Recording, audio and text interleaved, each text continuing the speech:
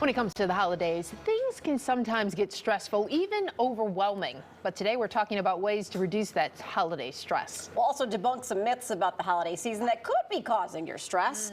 Here to offer up her expert advice is marriage, family counselor, and relationship expert Love McPherson. Thank you so much for joining us. It is such an honor, and congratulations on this amazing new show. Thank you. We're having some fun. We're having a lot of fun here. Why do we put so much stress on ourselves over the holidays?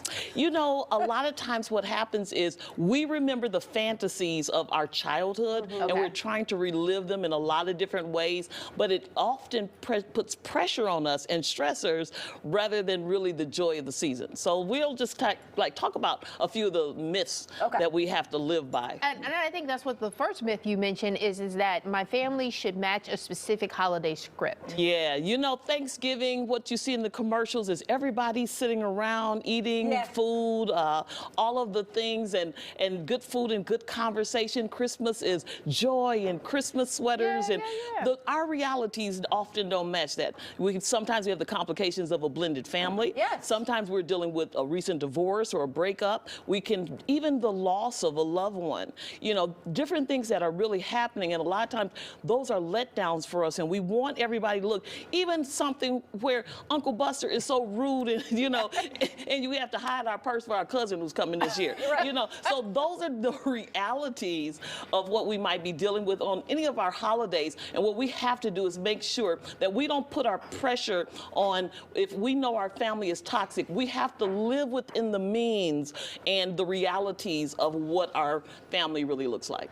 Also, I think you and I do the same thing too. We put so much stress on the gifts that we're giving to people, or certain dollar amounts that you're giving certain people. Absolutely. You know, maybe last year you were rolling like that, and you were like, you get a car, you get a car, you get a car. But this year it's like, you get a Hot Wheel, and you get a Hot Wheel, and you get, you know. And so what you want to do is make sure that people don't put pressure on you to feel obligated, because obligated spending can cause people who, they said 25% of Americans have after holiday letdown because they have sticker shock, like, oh my God, what did I do? Sometimes there's guilt spending because maybe your child has a raggedy parent who really doesn't show up, so you're trying to overcompensate. You may have some kind of just impulsive spending. You might have pressured spending.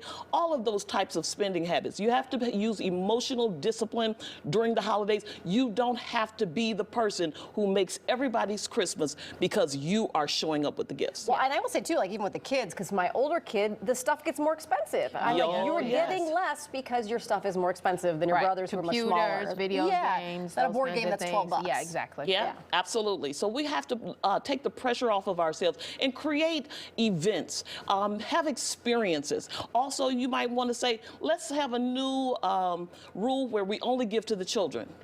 You can also do the, you know, grab bags, Secret Santas. Make spending where it is not a thing where Christmas is a toil and it busts your budget, but rather something where you can continue to have the joy of Christmas without just totally wiping yourself out. And everyone wants the holidays to be about something big. And in most cases, oh, you get engaged or you do something really outlandish. You buy a new house or something. And you're saying that it doesn't need to be that. Yeah, you know, myth number 3 would be that you're supposed to get a ring, or the romance is at its peak during Christmas. And the truth of the matter is, actually, Christmas Eve and Christmas Day are one of the highest levels of proposals that happen during the year, followed by New Year's Eve and New Year's Day.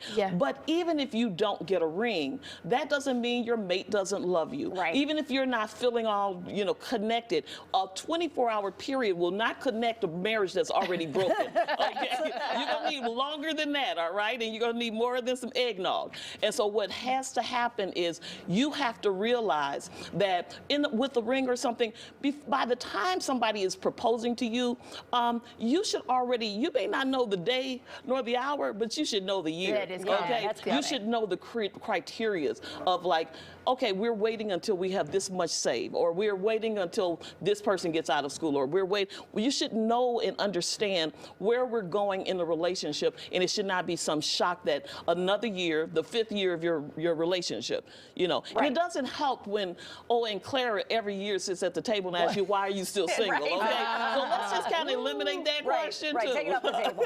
And that kind of leads into the last myth, too, that the holidays have to be all warm and fuzzy. They're not for everybody. It's just sometimes not going to happen. No, it's not, because what happens is this. When we over-expect, it sets us up for disappointment, because our brains do not compare how happy we are. It compares how happy we are to what we were expecting.